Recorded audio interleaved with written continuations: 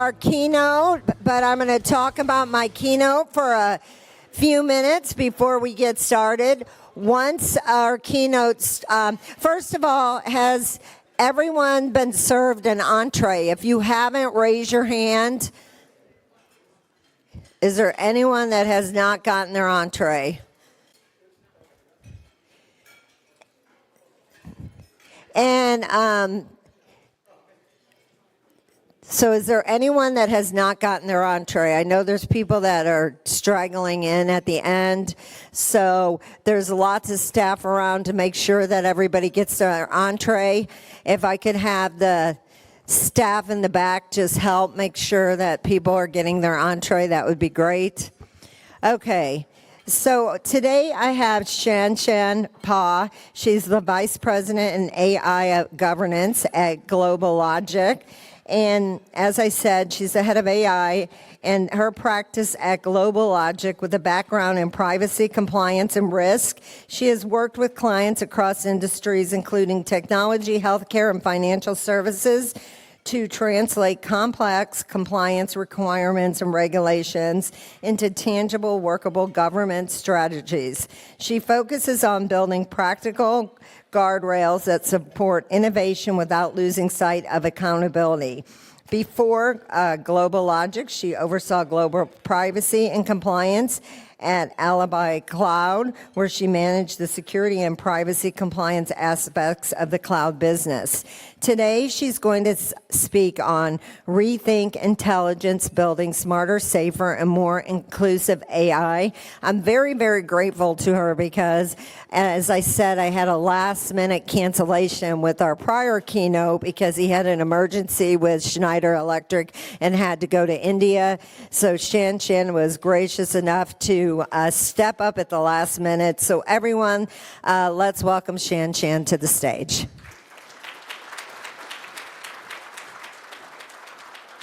Thank you. Let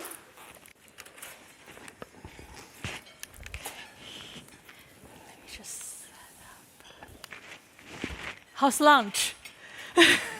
Looking great and smells great too. Let me just put it over here. Little arrangement here. Oops. I got to tell you, it takes a team to get all of this set up. So definitely big thanks to Mike and Lorenzo back there to help me get this all set up. Hopefully I'm not knocking off any wires. So thank you, Kim, for the opportunity to be here, and then everyone here. And then I'm ShanShan again. Knocking off everything. Okay. I'm ShanShan, heading the AI and data governance practice for GlobalLogic. We helping client to build their trustworthy AI. That's fine. Okay. Yeah. Go ahead. Okay. So today, there's a lot of good session this morning, and then since we're lunch, a little bit relaxing. So today I want to shift the conversation away from the doom, the hype, the headlines, and then towards to the architecture behind the intelligence systems. So if we want AI to be secure, sustainable, and predictable, we need to rethink how intelligence works as foundation. So how AI behaves, how it reasons, and how human stays in the control. I will walk you through 3 layers that help us to get there. That will be observability, knowledge-based reasoning, and human-centered, inclusive, and safety. But we can't start without a compliance page, right? So I think many sessions talk about the compliance. So this is current, the governance landscape out there since OECD many years ago. They put out the first intergovernmental standard for AI, and it is quickly adopted by 40+ countries into their regulation and laws. And so in the middle part, we see the famous EU AI Act came out, and then the rest of the other regulations and the other countries start to develop their own policies around this use of AI, the development of AI. So the pressure with organization definitely increased. Not only they have to adopt digitization path, but also have to consider and then cope with the requirements that come with the new technologies. And then it just only makes it more complex. The good side is we do have framework and standards out there. For example, the NIST AI risk management framework and then other, for example, ISO standard 42001. And then EU also provide general practice on the code of practice on the general purpose of AI. So there are standards out there, whether that's horizontally or by region, by country, or by industries. Still, it's a lot to digest.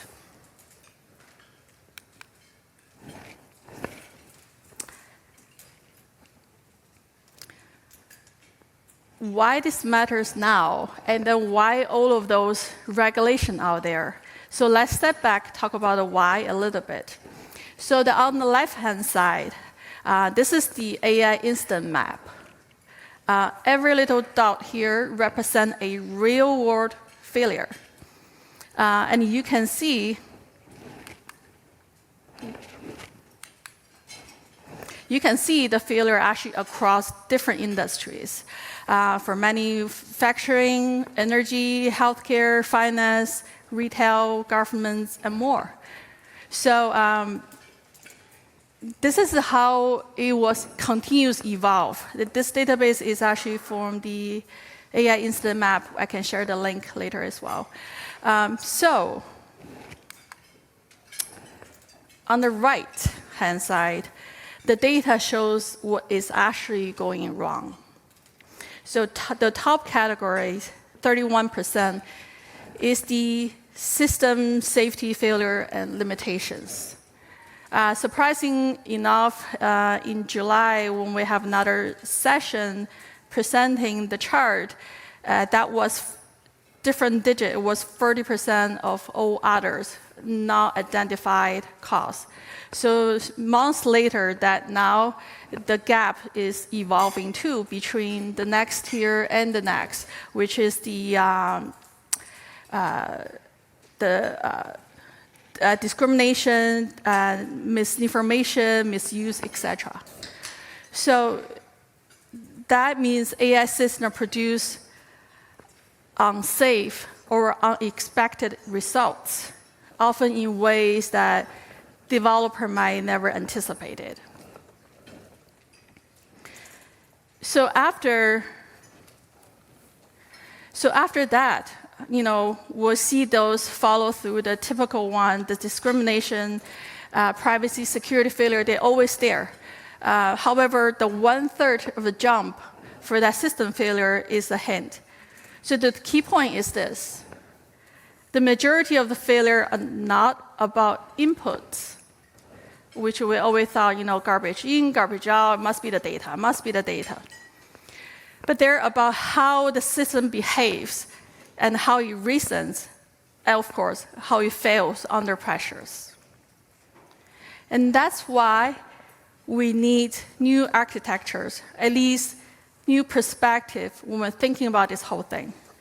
Observability is must. I think we security folks here always talk about observability, so definitely that's there.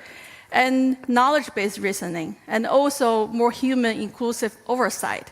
So those layers that will help us understand the control, to control the intelligence systems and not just training them.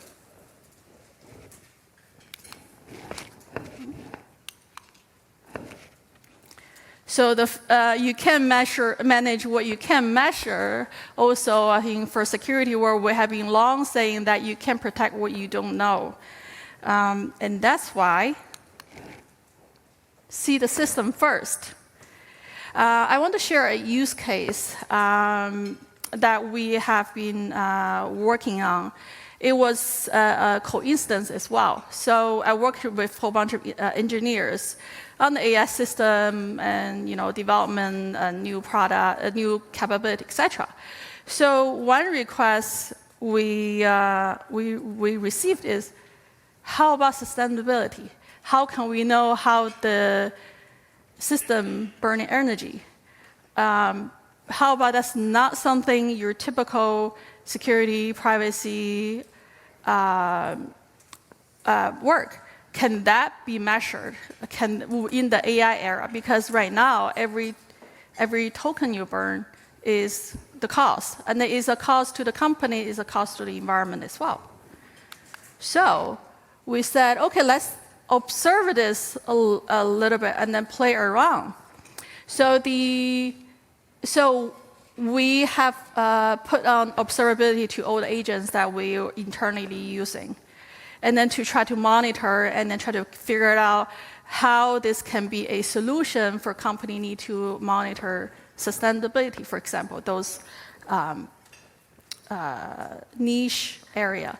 So what's interesting is the usage and adoption that will monitor showcase the first two is the highest.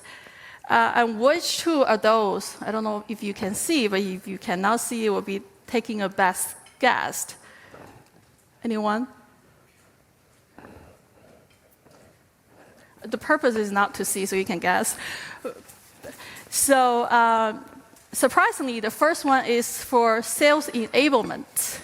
That agent is mostly used among all other agents, because think about it, sales team they need to fast generate any kind of a leads. They need to work harder. They need to quick. Every time is money, so they will utilize that more often. And then this is more helpful to them to increase efficiency and cut down their research time or their searching time. So that's understandable. And then the next one is security. Security has to be there. In fact, actually, security is a little bit higher. But why security by default is highest? Because every agent that goes out the door has to be tested by the security agent to run through the typical rules and the health check in some way.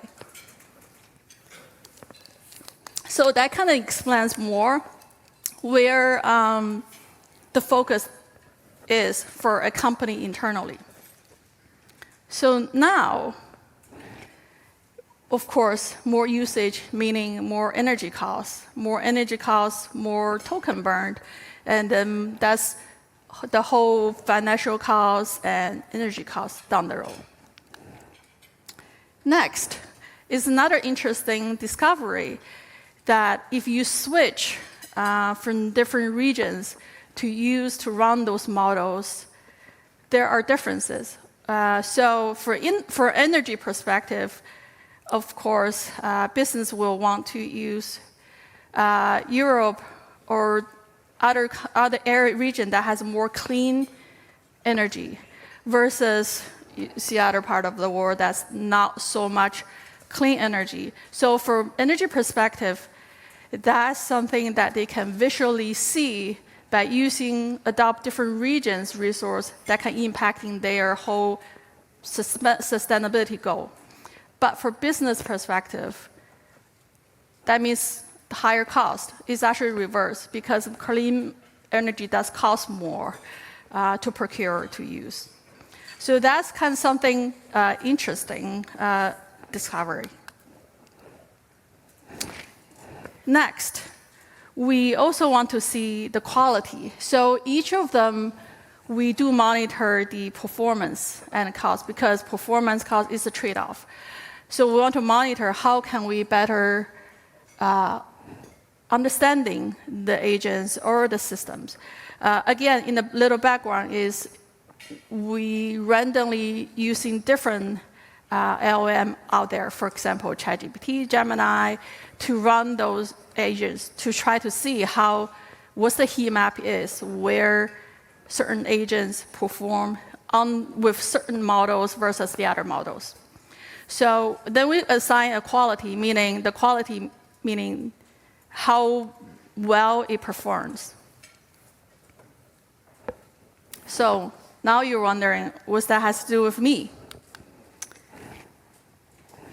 So based on that, it's a discovery. So performance versus impact trade-off, that's something we actually, a challenge that many companies facing, we can actually solve that. How? So right-sizing the models. When we test out different models, we have a quality score assigned to them. So by swapping different models, or from different agents, or from different regions of the resource, that we can see some of the models still keep the same quality number there, meaning swapping a higher cost model won't impact the performance. Again, also, we realize not every task requires the best of the art, the best of the resource-intensive models. So something that's not intensively used or not heavily adopted, you want to balance it out. So it's not we all want the best, but sometimes right-sizing is the better answer to manage this whole thing.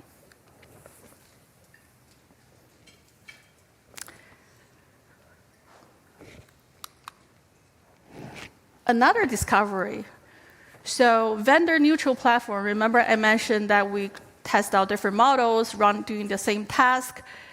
So we figured out for a company that, especially in Europe, there are actually regulation and policy is heavily emphasized on that, not vendor login.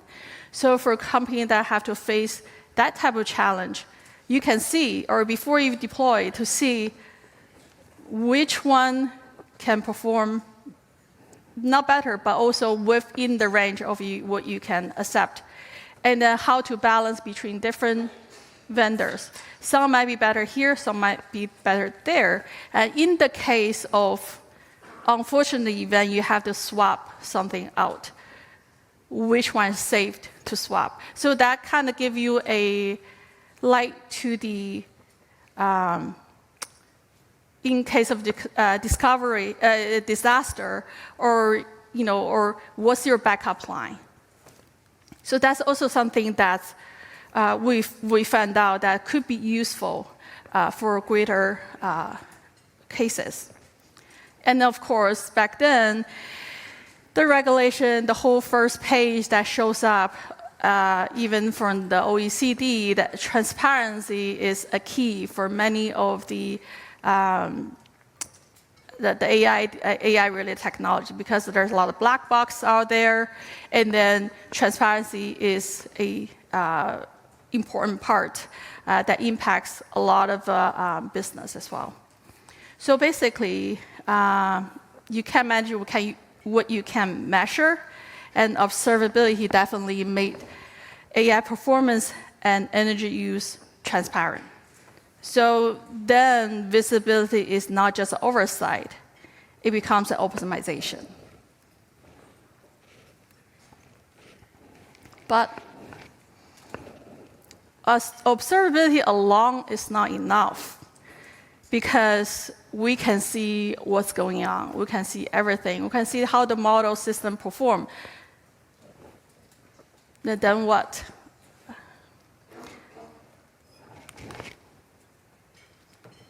So we need to understand how the LLM reasons, and of course, why they fail. So there's another failure story. If that one's a successful story, this is a failure story. We have tried, there's so many proof of concept out there.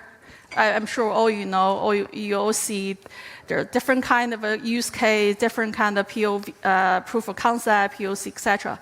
Many failed. Particularly, we thought how it's supposed to be success with industrial generative AI, meaning using generative AI for industrial verticals, it actually failed. So what happened is generative AI is really good on creative side. That part we all know, with the chat, with the image generation, with all of that. Is large processing. So the problem is with hallucination and other error, it tends to happen. So actually, my coworker created this graphic here, meaning every time we try to make something good, trying to train the model to be more precise, we carry on more compute power ourselves. That's actually the racks in the data center, et cetera. That's kind of want to use that metaphor, like that's how heavy they are. And the more you train, they're getting better, and then they get bad. And then they're getting better, and then they're getting bad. And then you just pour in those resource and the cost in there. So that's when industrial AI has evolved, that small model reason poorly, and large models also waste energy and cost. So the problem is it's powerful creativity again, but it's weak under precision. So we all know they tend to hallucinate confidently. That's why when we all said there's never a right answer to a wrong question, but now we do. They can confidently answer you with information that might be incorrect. And then the other thing is, they have a problem say, I don't know. The way LLM work is always trying to give you something, always be helpful. I think there's a research on ChatGPT for teenager usage or for youth. One of the risks they bring up is it will never stop the conversation. It's always set to the way that, hey, let's talk more. Okay, I can do this. What about this? So if something that they don't know, they won't say, I don't know. They will come up with something. And that come up with something is where the risk is. And of course, that's improvising. So step back a little bit. For LLM, think about each of them. That I think right now at this point, they already has all the information of the internet, all the data is out there, internet. Think of all the information out there on the internet that compressed into their knowledge. And then when you ask something, and that's where they will get the answer from. So from those who know zip files, right, or JPEG files, they are a form of compression as well. So when you compress JPEG file, when you save something as a JPEG, you lost some details. And when you compress the zip file, you lost some details as well. So that's exactly the idea. So they have all the information, the larger information out there, or data or knowledge out there, but they don't have the precision out there. And why is that important? It might not be important if I'm just generate a photo here, a picture. But imagine if you're a frontline worker for an energy company, you need to check on you need to solve a problem that caused the energy outage, or you need to check whether this machine up for maintenance, and then you need to follow some procedure steps, manuals to do that. In the old times, right? Engineers, they might remember, build on hours, years of their experience. They sometimes know exactly how the thing works, where's the problems.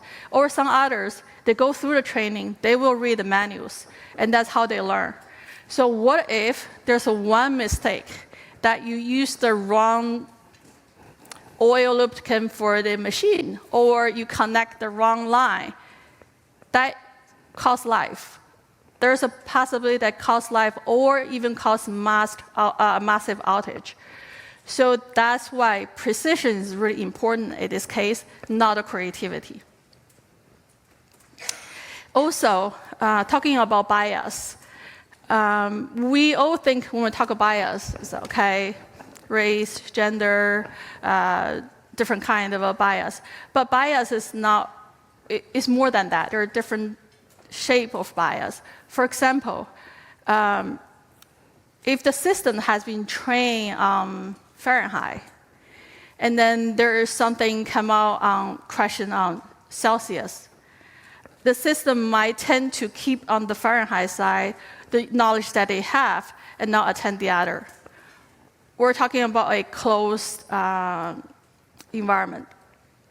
Also, I think there are cases I can cite. A few years ago, when they incorporate AI in the medical field, especially during COVID, to kind of review patients' CT scan, try to diagnose disease, etc. But then later on notice it was never correct. But one of the areas is it was biased because assuming all the patients laying down. But if you're standing up, the picture and then the data might be different. So machine will not be able to distinguish that. So there are many different type of bias in the system that we're training for. With that, let's take a little detour. What about Tesla? Tesla is perfect, right? So they don't have a fixed rule book. I don't know if you want to share how many of you are driving Tesla here. Okay, a few. Oh, okay. It's a different use case for Tesla. I have a photo, but I don't want to keep everybody dizzy. So you don't just ignore the photo if it keeps you dizzy, okay? So the self-drive is a different situation. I want to do a comparison. For self-drive, every car, unfortunately, you're a training machine. So you gathering all the data around while you're driving. And that's how they gather massive information and driving data to decentralize how they continue to improve the performance on the self-drive, the precision. So the difference is when something happens on the road, a split-second decision has to happen. So the car has to make that decision happen. And if you're on a curated rule book, if things do not happen on the rules, you cannot react. You cannot say, oh, hold on, let me call a support, or let me call some other for search the web for a better suggestion. But when you're on the road, it happened millisecond. The system needs to be open and then figure out the best reaction at that time. And that's why it's an open system neural system. It's different than the industrial ones that we're looking for. It uses global scaled data with every car out there, cameras, sensors, and it continuously retraining. And massive computer power is input. That's something that not every company can invest in, that scale of training the data and the compute powers. So they also have errors. They have, so I just searched last night, they have, the data shows that they have one crash for every 6.36 million miles driven with autopilot. Still better than humans. Tom is here, right? Tom, no, we just talked about this morning that human are horrible drivers, okay? Let's just admit that. So even with those arrows out there, you can say, oh, they still have an arrow, they still have an accident. Compared to us, it's still better than us. So that's something also, of course, Elon Musk tried to use this, position himself as, sales pitch. But the reality is, we will talk about 10,000 hours training, et cetera, to be a pilot, to be this, to be anyone. This is exactly kind of the situation that the massive training has been through. If they have 1 million hours of training, let's say, it must be better than I do when I in certain driving situations. So this is the area that you need opened. You need an open environment, and you can react and make decision at the split second. That's the best choice they can make. Let's go back to the industrial side of it, the other side of it. Why that's not good? You have people's life on the line. That 1 millisecond of incorrect answer, it can burn on a whole factory, or it could cause larger accident. And that's something that hardly happen. Like even before AI age, before technology, technicians, they're highly skilled. They have to be precise. They learn from experience. They know exactly what to do. There's no guessing in there. Whoever guesses, there are consequences to deal with. So, and that's why we figured out we could do a new approach that replacing the guessing with some ground reasoning. So we only provide AI what they need to know, so they don't have to guess. For example, we can feed them all of those manuals that they can learn from. And then by learning that, they can pick out the conflicts. For example, in 2 different languages, you mentioned this word. Does that mean the same thing, or does that mean something else? So through those training, they become more precise. And then more importantly, if there's no answer for that, they will say, I don't have an answer for that. Of course, later on, we can build up kind of hybrid approach to include LM in here, saying, okay, I don't have an answer for that. Do you want the website or the best approach out there for your reference? But those will not be approved data that we are providing. So that's where the human will be involved, and then to make a decision. Because the more agentic AI develop by the speed right now, eventually there will be situation there are no human involved. The process will be agent talking to agent, try to figure it out. So the front part is really important to set that right at the beginning. So some might ask, what about chatbots? What about chatbot on everybody's website? Can I help you?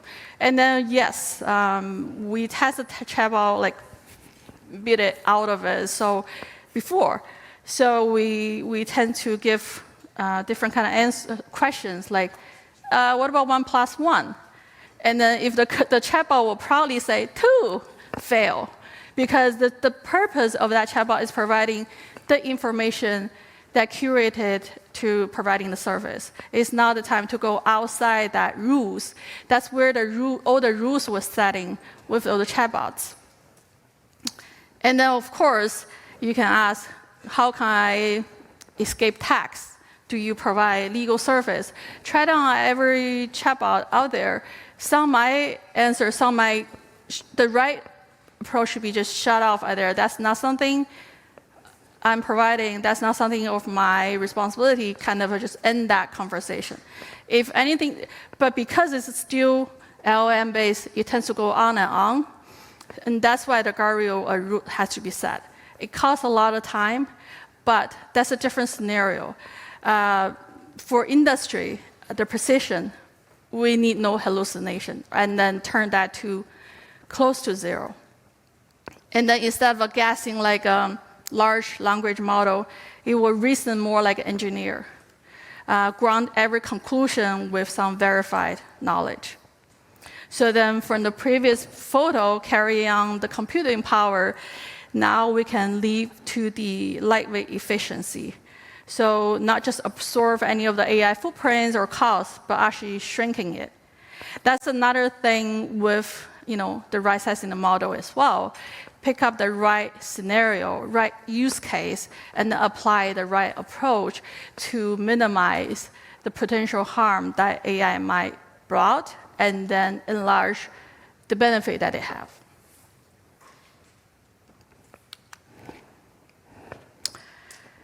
Another thing, that's the third pillar I want to mention. We often not talk too much on this side, except in those compliance conference, okay? When people talk about compliance, that's where people at core, safety skills and inclusion, that's something I want to talk, because protecting people who power the world ultimately is us. And so what we have mentioned, the zero room for error, whether that's in grids or in operation room for healthcare. In the field of operations, a single wrong step can cost lives. And that's why we always have to include a human in the assessment and evaluation. And then also, AI, we need AI that respects limits. You know. You don't know, say you don't know, don't improvise, especially in those highly controlled environment or highly controlled industry. We want to empower expertise, not automation. So reasoning AI supports precision and accountability because it goes with the reason.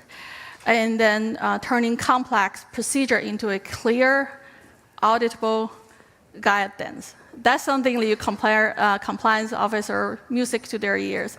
We can trace that, we can audit that, awesome. So sometimes it might require less complex work to provide that more complex evidence. And social sustainability, protecting the planet, protecting people are the same mission, because the more energy that you use on necessary processing, that impact the planet and ultimately us. We living here and suffering for that. And then, what about inclusive by design? Include by design is accessible interface that empower technologies, technician of all backgrounds and ability. Also, for all the users, different background, different ability. About that, I want to tell you a side story. How many have you heard of a curbside effect? Okay, great. So we see that every day. So those are the things that we see every day. We don't really pay attention to. So the curb cut effect is back then driven by the American Disability Act back then 35 years ago when it first came out. So to cut the sidewalk so that wheelchair users can go through that without issues. So that's initial purpose. But think about nowadays. If you have to throw a luggage, I will go through there to throw my luggage over. And if I have to push a stroller, I will go through there too. If I run a bike, you're not supposed to bike on the sidewalk, but you do, that's where you get in and out. So just say how many people was benefit from that one design. So another example, subtitles, the closed captions. Back then was a requirement. So for people with hearing and disability, they can see what's going on. Nowadays, just think about you can live without subtitle for a week or a day. If I'm in a train, it's really loud, I need that subtitles. If I'm watching K-pop Demon Hunters? Anyone knows? I need subtitles. So sometimes it doesn't matter, it's different language, different environment, or something. Everybody benefit from that. Learning a new language, we need the subtitles. So that's another example, right? That's how inclusive design becomes a universal design. So AI that works for people with disability, people in extreme environment, people under stress, that's the AI that works better for everyone. So I also just want to add a note that early September, like GlobalLogic, my company, we started a partnership with the AAPD, American Association with People with Disability. We want to create a trustworthy, inclusive AI governance framework. So the inclusion, because inclusion must be governance requirement, not a feature request. So we encourage all to join this effort to make the AI world a better place for human. So, conclusion, in summary. So here are the 3 layers that I've went through. Some hurdles or some successful use case that we've been through. Layer 1, observability. We must have observability regardless, with or without AI. That's how we can see the system. We know what to protect. We know where the attack landscape is too, if that click. So we can see and measure system behave. And sometimes we might spark new idea, for example, for sustainability or for other cause that might leverage the same idea to serve other purpose. So, and of course, AI systems are now part of the attack surface with all the news out there. And then layer 2 is a different flavor, knowledge-based reasoning. So safety critical decisions are grounded, precise, and explainable. You don't always have to use the massive, the big, the greatest technology to do important things. So right-sizing the model, finding the right model to use, right technology approach will help everyone's digitization path. And last, the human layer, right? The human and inclusive oversight. That system has to remain accountable, usable, and aligned with people, with us. So you might think, what does that have to do with security?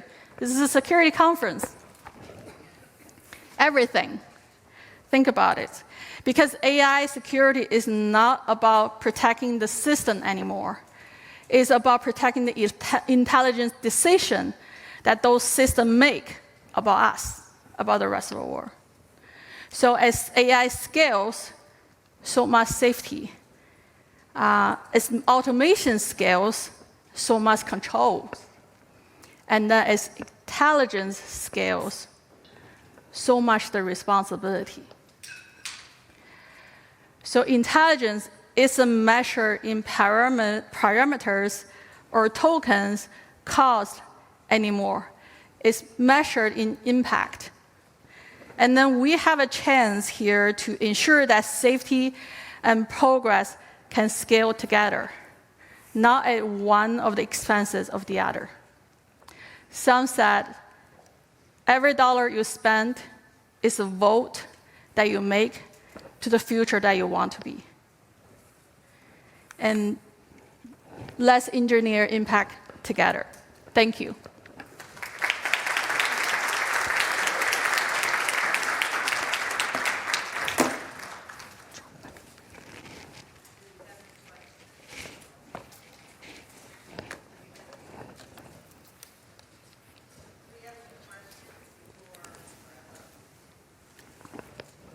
Somehow we're here. Okay, we're coming over with the mic. Where is our question? Okay. Sorry, my shoes are really squeaky today, so you know when I'm coming up behind you. Thank you. With agentic AI, you talked about having the agents run in different locations. One of the things we've had issues with was governance when you try to run the agents in different locations. How have you tried to circumvent that when you're trying to be more like energy aware, or do you just feel, switch locations when needed? So let me rephrase the question. You have agentic AI running in different locations, meaning geographic locations that for energy perspective, how can you switch? Yes, and for where there is some governance concerns, do you ever switch, or do you just stick with what the compliance requires? Yes and no. It depends. The perfect lawyer answer. I'm not a lawyer, by the way.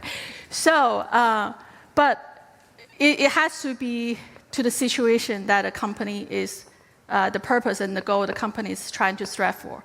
If I'm all about energy saving, and then I have the budget to use a cleaner energy, procure a cleaner energy that costs a little bit more, but then that will drive down our overall carbon or other requirements down, that could be something that you can do. Of course, before doing that, you have to test out whether the quality of the performance can stay also, and that's why we're doing all of the testing, trying to see under certain circumstances which one will now keep up with the performance score, which one doesn't. So there's a lot of front work you need to test out to make sure, because each company might be different.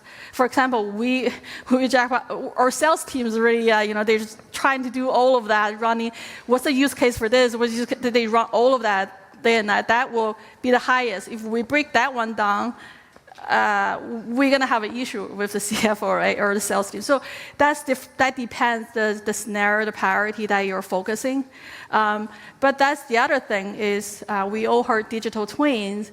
That's another way to simulate the same scenario digitally first, and then to make sure how that applicable to real world. Many oil companies, they're doing that, so then they don't drill a hole and figure out, oh, this is the wrong one to drill, or this is cause much more damage than anticipated. So that's also another a benefit in terms of AI and visual world. Thank you. Any Hey, other Tom. questions? Tom. Okay. You're a good driver. The one that cut you off is not. I don't want to verify that. Okay. So between hallucinations,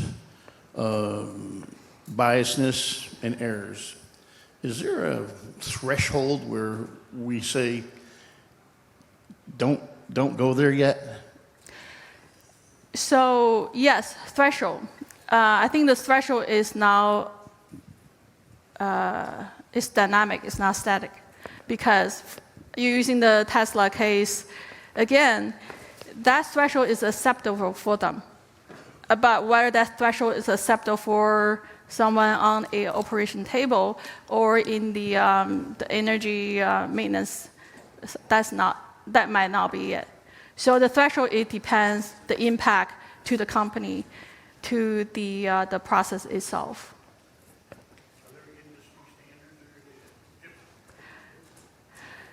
No, I'm not aware there's industry standard on the threshold. And also because another thing is not everything can be transparent. And that's why on the EU, the US has the SB 53 for California. They said, okay, large models, you guys need to be transparent about your whole process, also the supply chain too. And then EUs also have the general AI requirement to be transparent. Until that's transparent, that's something that policy can catch up. The threshold is really relevant. Yeah. Thank you. You're welcome. Do we have any other? We have one more over here.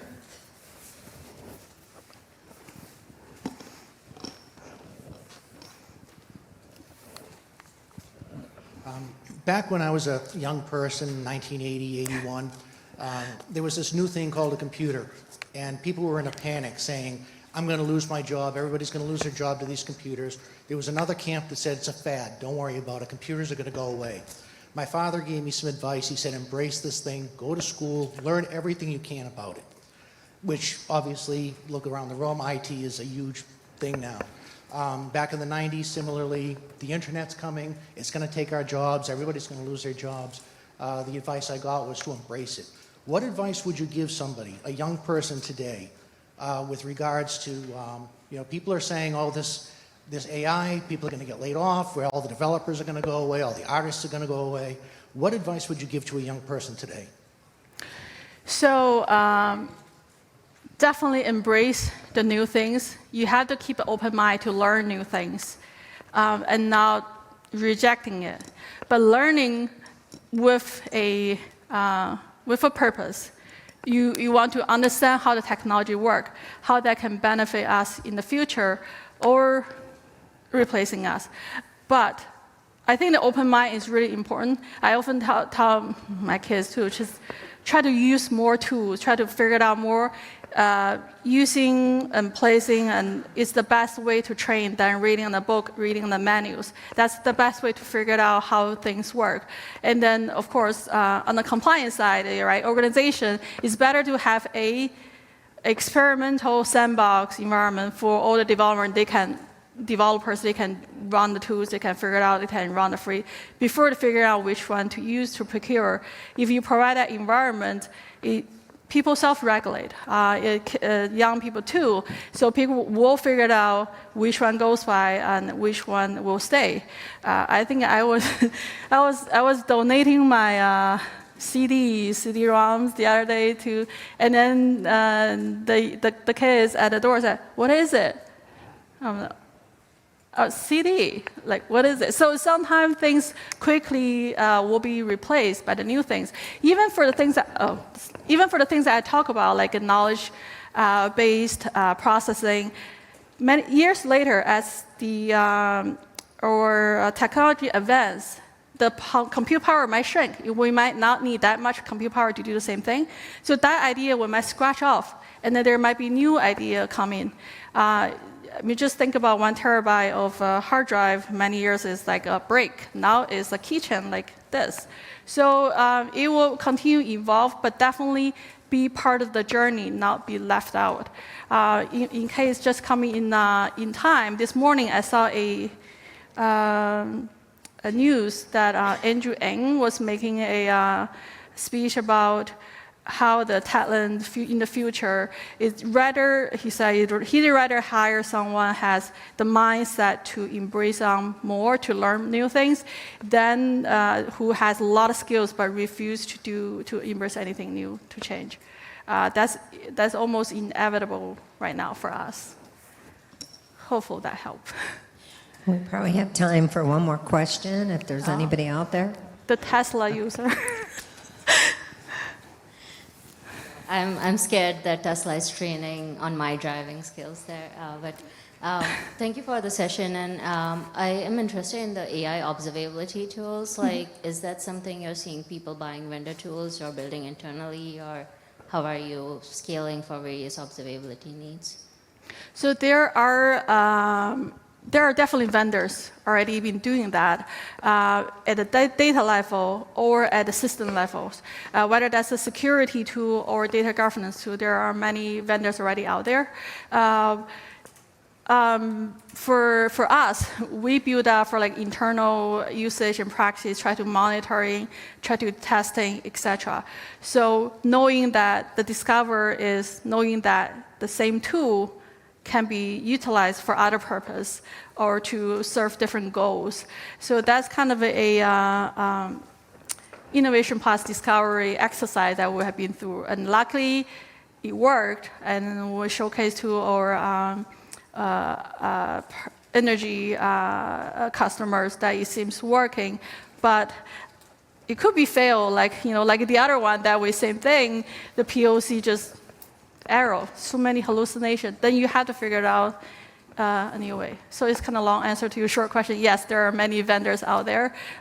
They have a different focus. Some's on data, some's on systems, some even other just security specific one too. Because if you energy jack continuously from somewhere that you don't think people use, that could be a sign with that spike. Could that be a adversary attack, or could that be some reconnaissance going on? So that's also, data is data. It's visible to us, up to us how to interpret. Okay, I think we are at time. Okay, perfect. Thank you very much. Okay, thank you so much, ShanShan, again. She is going to be around all afternoon. She's going to join our panel this afternoon. So if you have more questions for her, you can catch her. We're going to let her eat lunch first.